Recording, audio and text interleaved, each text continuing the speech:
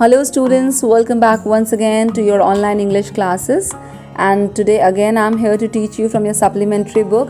And today students, I'll be teaching you lesson number 2 from your supplementary book Moments, that is The Adventures of Toto. Alright students, so before starting that, let me tell you that this chapter, The Adventures of Toto, was written by Ruskin Bond. So before starting anything, let me tell you about Ruskin Bond once again. Students, Ruskin Bond is an Indian author of British descent and he lives in India only with his adopted family in Landour, Missouri. Alright, and students, the Indian Council for Child Education has recognized his role in the growth of children's literature in India. That is why he was awarded the Sahitya Academy Award in 1992 for one of his novels that is written in English, that is Our Trees Still Grow in Dera. For that he was awarded. And students, for his wonderful praiseworthy work, he was also awarded Padma Shri in 1999 and the Padma Bhushan in 2014. So from all these awards we can easily come to know that Ruskin Bond is a very renowned author and he is alive, he is among us only. So alright, hope you have understood now about Ruskin Bond. So students, now let me give you the introduction to the lesson. This is a humorous and adventurous story of a naughty monkey named Toto. Alright, and the writer's grandfather bought the monkey from a Tonga driver. Yes students, you are hearing me right, he brought it from a Tonga driver, and the pranks played by Toto have been narrated in an interesting way and make the story really very humorous and must read for all of us. Friends, before starting the explanation of the lesson, let me give you the short summary of this chapter, that what all has been described in this chapter. Students, here the writer's grandfather liked to collect animals, alright, and he had a zoo at home only. Once he bought a monkey named Toto from a Tonga driver for a sum of 5 rupees only.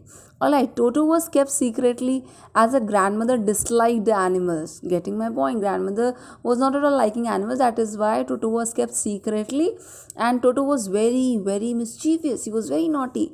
The students, when the writer and his grandfather hid Toto in a cupboard and tied him to a hook, he broke the hook and caused havoc in the room. There was a huge havoc in the room, and the next day when he was kept in the servants' room along with other animals, he did not let them sleep all night. He was troubling them throughout the night and he didn't let them sleep also. Students, as grandfather had to go to Saharanpur for some piece of work, so he decided to take the monkey along with him. Alright, and he carried Toto in a strong bag made of canvas and closed the zip nicely so that Toto could not escape. Alright, and Toto made unsuccessful attempts to get out of the bag. He tried hard to get out of that, but he couldn't. He made the bag jump and roll as well. This aroused the curiosity of fellow passengers at the railway station also, that what is there inside that bag.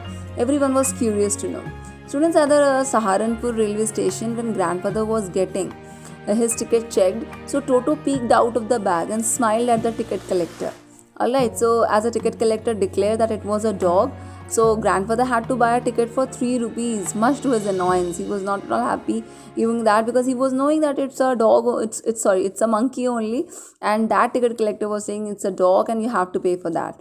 So students, when Toto was accepted by grandmother, it was given a place in the stable along with the donkey Nana. So Toto did not get along with Nana as well. Toto enjoyed taking bath in warm water during the winter season, and students, one day he almost boiled himself. Yes, you're hearing me right. He almost boiled himself when he jumped into a kettle of boiling water. Yes, water was boiling in a kettle and he jumped into it. Students, one afternoon Toto ate the family meal of pulao also. It was prepared for the family and he ate that. And he threw the empty dish from the tree and it broke into several pieces. And students, Toto's mischiefs grew by the day, and grandfather realized that they could not keep him at home. Yes, because he was a big tension. Finally, he found the same Tonga driver and sold Toto back to him for a sum of 3 rupees. Hope the chapter is very clear to all of you. Let's begin with the line by line explanation. So students, here is our very first paragraph. Grandfather bought Toto from a Tonga driver for the sum of 5 rupees. The Tonga driver used to keep the little red monkey tied to a feeding trough, and the monkey looked so out of place there that grandfather decided he would add the little fellow to his private zoo. Students, let me tell you the meanings first. Feeding trough is meaning is a large container for feeding animals. Alright. And Tonga, everyone must be knowing, it's a horse cart. So students, here the writer's grandfather purchased a monkey named Toto from a Tonga driver. Alright, by paying 5 rupees to him. Then students, the Tonga driver had tied the little red colored monkey to a feeding trough so that he could not run away. And then when the writer's grandfather saw the monkey, he had a desire to add him to the collection of animals which he had in his home at zoo. There was a zoo created by him at his place, so that is why he wanted to add him in his zoo at home only. Next paragraph, students, is written, Toto was a pretty monkey.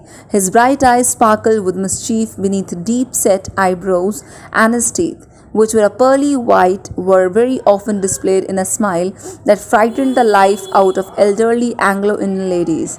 But his hands looked dried up as though they had been pickled in the sun for many years. Yet his fingers were quick and wicked, and his tail, while adding to his good looks. Grandfather believed a tail would add to anyone's good looks, also served as a third hand. He could use it to hang from a branch, and it was capable of scooping up any delicacy that might be out of reach of his hands. Students, let me tell you the meanings again. Anglo-Indian meaning is a person who is relating to both Britain and India, both. Alright, that person is called Anglo-Indian. And pickled meaning here is, students, food that is preserved in vinegar. Right you must be knowing जिसे आप अचार बोलते हैं हिंदी में, pickles होते हैं ना, that a food that is preserved in vinegar, that is called pickle. And scooping up meaning is lifting. All right. So students, here the writer gives a description of Toto. He had bright, shiny eyes which were full of mischief. He was very mischievous. He was very, very naughty. The eyebrows were deeply set on his face, and his teeth were like pearls. मोतियों की तरह उसके दांत थे. And many ladies belonging to the Anglo-Indian community got scared when they saw his teeth, which were displayed when he smiled. All right. Toto's hands were dry and wrinkled as if they had been dried in the sun like pickled vegetables. His hands were like that. And he had a long tail also. And the writer's grandfather thought that the tail added to the good looks of an animal. And here Toto's tail was like a third hand for him. It helped him hang from the branch of a tree, and he also used it to lift objects which were beyond his hand's reach. Next paragraph, students, it's written, grandmother always fussed when grandfather brought home some new bird or animal. So it was decided that Toto's present should be kept a secret from her until she was in a particularly good mood. Grandfather and I put him away in a little closet opening into my bedroom wall, where he was tied securely, or so we thought, to a peg fastened into the wall. Students, peg meaning here is a hook. Alright. Here the writer's grandmother was against the grandfather's attitude of bringing new pets. Alright, she was not at all liking bringing new pets at home. She was against that. And like birds and animals he used to bring. So the grandfather thought that they would conceal this fact, they would hide it from her until she was in a good mood. Alright. And at that time they would disclose this to her when she is having a good mood. And the writer and his grandfather secured Toto in a little cupboard in the writer's room. Closet meaning is cupboard. Students, in order to be sure that Toto did not escape, they tied him to a hook in the wall. Alright. A few hours later, when grandfather and I came back to release Toto, we found that the walls, which had been covered with some ornamental paper chosen by grandfather, now stood out as naked brick and plaster. The peg in the wall had been wrenched from its socket, and my school blazer, which had been hanging there, was in shreds. I wondered what grandmother would say, but grandfather didn't worry. He seemed pleased with Toto's performance. Students, ornamental here meaning is decorative. Naked means uncovered. Wrenched meaning is broke. Socket is an attachment, and shreds meaning is cut into thin slices. Alright. So students, here the writer and his grandfather went to Toto after a few hours, and the sight was shocking. They were extremely shocked. Toto had torn the decorative wallpaper. Alright. He had broken the hook and had escaped from his binding.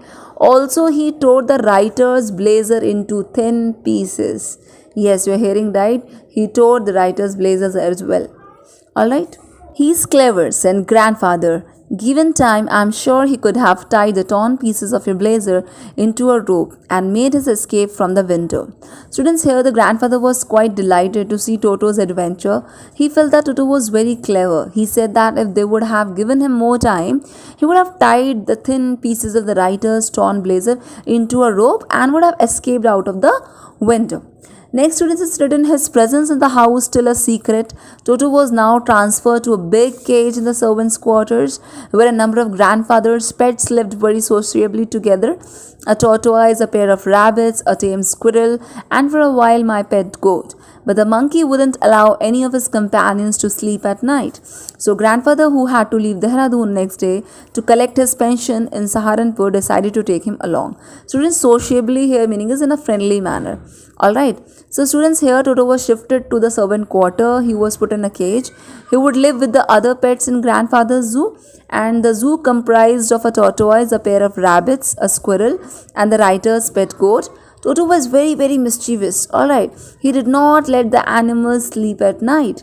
And the writer's grandfather had to leave for Saharanpur the next day, so he decided to take Toto along as he was unmanageable. Yes, at home he was unmanageable, he was disturbing other animals as well. Next is written, unfortunately I could not accompany grandfather on that trip, but he told me about it afterwards. A big black canvas kit bag was provided for Toto.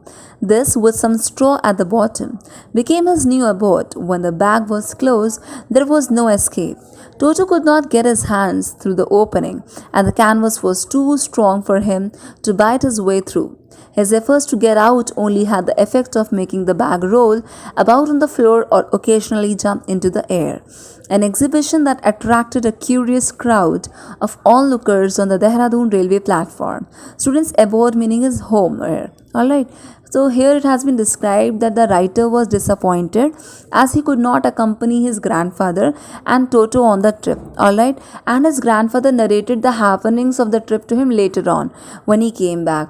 He told that he had got a special bag for Toto and it was made of a strong material canvas. He placed some dry grass at the bottom of the bag, and on the trip the bag would be Toto's home as he would live in it. Then students, the bag had a zipper on top of it, and the writer's grandfather ensured that when the bag was closed, Toto would not be able to escape out of it. Alright. Neither could he come out of the opening as it was closed with a zipper, nor could it bite the strong canvas material in order to run away. Still, Toto made unsuccessful attempts. He tried harder to come out of that. Alright, he tried hard to come out of that bag, and due to this, many times the bag would roll on the floor. Alright, or it would certainly jump in the air. These movements were noticed by the people on the railway platform. People were looking at that and made them curious to know what was inside the bag. They were very curious to know about it. Alright. Next, it's written, Toto remained in the bag as far as Saharanpur, but while grandfather was producing his ticket at the railway turnstile, Toto suddenly poked his head out of the bag and gave the ticket collector a wide grin. Students, turnstile meaning is a mechanical gate consisting of revolving horizontal arms fixed to a vertical post, alright, allowing only one person at a time to pass through. You must have seen it at you see that is metro, metro station, or you go to any mall or something like that in Delhi and all. So there that turnstile is there, especially at the metro station. So Toto remained secured in grandfather's bag till Saharanpur, and at the Saharanpur railway station, the writer's grandfather was taking out his ticket to cross the turnstile. At that time, Toto peeked out of the bag and smiled at the ticket collector. Next it's written, the poor man was taken aback, but with great presence of mind and much to grandfather's annoyance, he said, Sir, you have a dog with you. You will have to pay for it accordingly. Students, annoyance meaning is to anger someone, to make someone angry. Alright. So the ticket collector was astonished to see a monkey in grandfather's bag. So he recovered quickly and asked grandfather to pay the ticket money for traveling with a dog. He thought that it is a dog, but in reality that was Toto monkey. Alright. So next it's written, in vain did grandfather take Toto out of the bag. In vain did he try to prove that a monkey did not qualify as a dog or even as a quadruped. Toto was classified a dog by the ticket collector, and 3 rupees was the sum handed over as his fare. Students, vain meaning is an unsuccessful attempt, alright. And quadruped is an animal which has 4 feet, that is called quadruped. And fair, everyone must be knowing, ticket price, alright. So grandfather was unsuccessful in explaining to the ticket collector that Toto was a monkey and not a dog. He insisted also that Toto was not even an animal with 4 feet, but the ticket collector was firm that Toto fell in the category of dogs only. So grandfather had to pay 3 rupees for Toto's ticket unwillingly. Alright. Next is written, then grandfather, just to get his own bag, took from his pocket our pet tortoise and said, "What must I pay for this, since you charge for all animals?" To get his own bag, students, it's an idiom. Alright, it meaning is that to take revenge. Alright, to get his own bag, that is used here in this in these lines. So it is an idiom whose meaning is to take revenge from someone. He wanted to take revenge from that ticket collector, grandfather. That is why he took out that tortoise. Alright. So grandfather was disappointed, and in order to take revenge from the ticket collector, he took out his pet tortoise from his pocket and he asked if he was supposed to buy a ticket for it too. Alright. So it was just in a humorous way he did so, but he was very angry.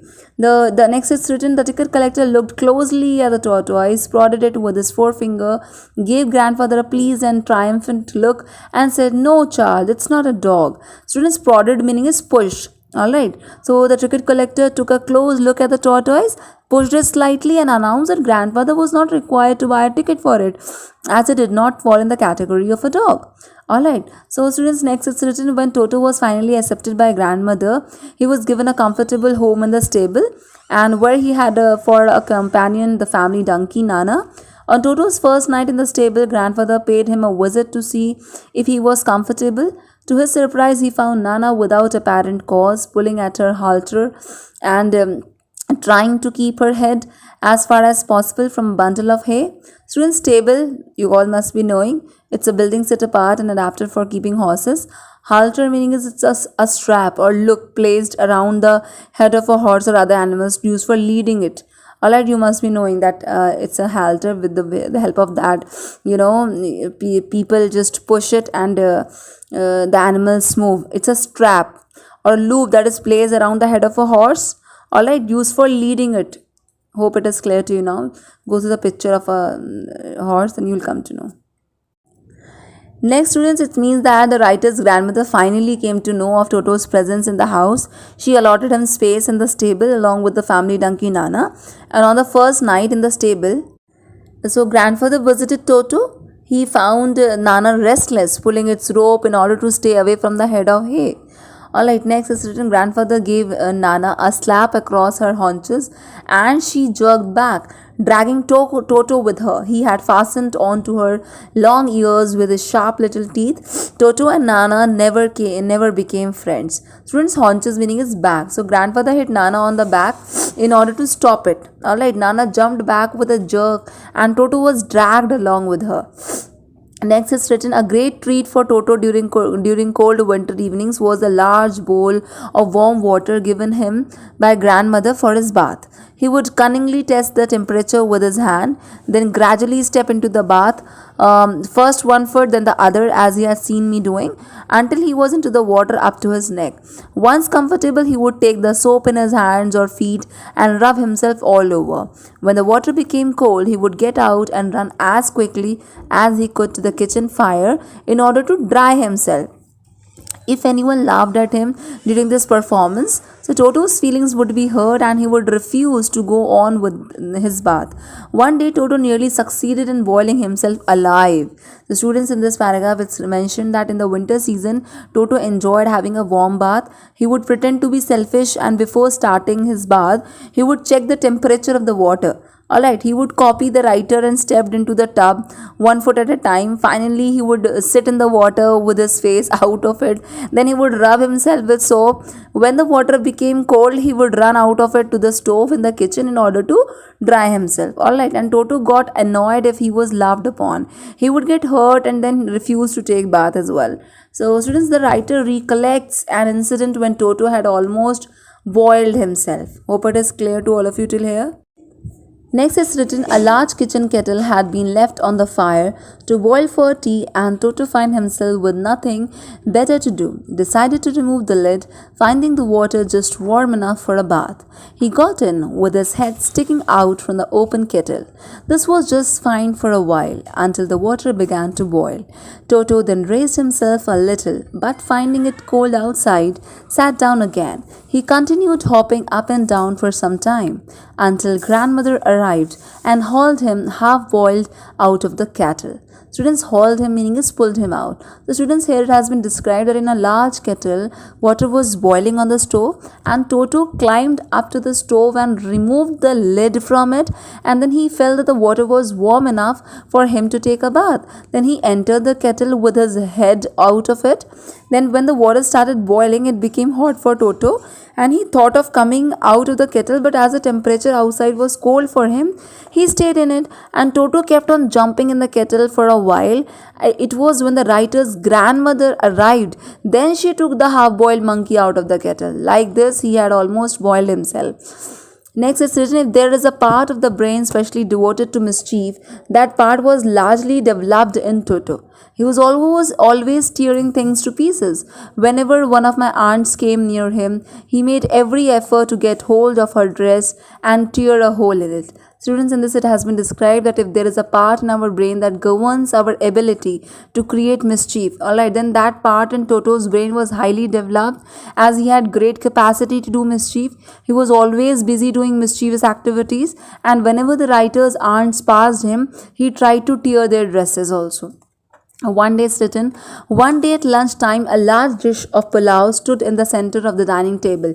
We entered the room to find Toto stuffing himself with rice. My grandmother screamed, and Toto threw a plate at her. One of my aunts rushed forward and received a glass of water in the face. When grandfather arrived, Toto picked up the dish of pulao and made his exit through a window. We found him in the branches of the jackfruit tree, the dish still in his arms. He remained there all afternoon, eating slowly through the rice, determined on finishing every grain. And then, in order to spite grandmother, who had screamed at him, he threw the dish down from the tree and chattered with delight when it broke into 100 pieces. Students, spite meaning is a desire to hurt, or like annoy or offend someone. Chattered meaning is a sound made by the monkey. That's called chattering. Alright, when monkeys chatter. Alright. So students, here it has been described that the writer recollects another incident when Toto created a lot of mischief. At a lunchtime, a dish of rice was placed on the dining table, and when the family reached to eat it, they found Toto eating it, and the writer's grandmother screamed at Toto. She started shouting, and in response, what he did? He was so mischievous, student, that he threw a plate at her, and when the aunts tried to catch Toto, he threw a glass of water in their face. See how much mischievous he was. And when the grandfather arrived, Toto left the place through a window with the dish of rice along with him. And Toto remained out the entire afternoon. He sat on a branch of the jackfruit trees and determined to eat all the rice. As a grandmother had screamed on him, he wanted to annoy her further. He wanted to trouble her. And so what he did, after eating the rice, students listen carefully, after eating the rice, he threw the dish and it broke into several pieces. See how much mischievous this monkey was. He was very, very mischievous. Next, students, in the sequence it's written, obviously Toto was not the sort of pet we could keep for long. Even grandfather realized that we were not well-to-do and could not afford the frequent loss of dishes, clothes, curtains and wallpaper. So grandfather found the Tonga driver and sold Toto back to him for only 3 rupees. So students, finally grandfather realized that Toto was not suitable to be kept at home. They could not afford the frequent losses that he gave them. So because he tore clothes also, curtains, wallpapers and even broke dishes also. So students, the grandfather sold Toto back to the same Tonga driver for a sum of 3 rupees. Earlier he had purchased Toto from him for the sum of 5 rupees now, but he is returning back for the sum of 3 rupees because it was very difficult to keep that Toto with them only because he was giving frequent losses to the family. Hope the chapter is very, very clear to all of you students. If you have got any queries regarding anything, you can contact me also. So students, that's all from my side. Hope you all have understood this chapter very, very well. So stay home, stay safe, study well, take proper precautions, and thank you very much for listening me. Best of luck for your studies.